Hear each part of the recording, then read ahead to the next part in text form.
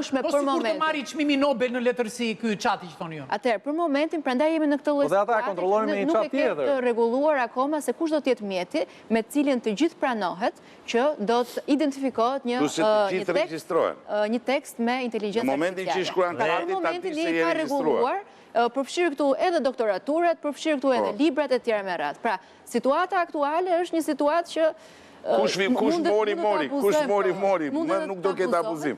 Po, unë jam dakord edhe me atë që tha, unë kam shumë miqë në Facebook që njoh dhe live, dhe shoh aty që ata kanë pasur 30 dhe në 40 fjallë, në fjallorin e përdiqëm, jo, në fjallorin e tyre. Tani që ti përdor studenti që ti e di që nëzit ka marrë pesën, më bu. Eksakt, tu desha dinja. Ti e di që aji nuk e ka të loja të ulinë. Tu doja të dinja, ti shef studentin kur e ngre dhe e pyet dhe ka 50 fjallë, 60 fjallë në fjallor. Ndërkohë të bën një ese me 4000 fjallë, më kupton?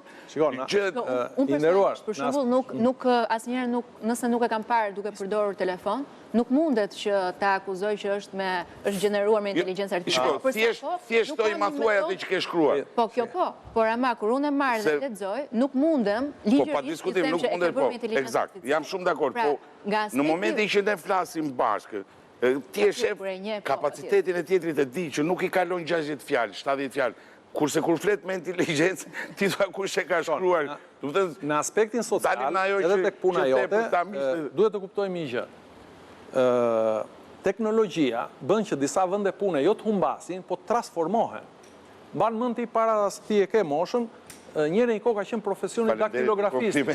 Jo, ka qenë profesioni daktilografist, bëj shkollë, apo stafat. Në momenti që doli kompjuteri, këta dolën pa punë. Po, pa punë, pa diskutim. Por nuk është se ngellën fare, është transformuan.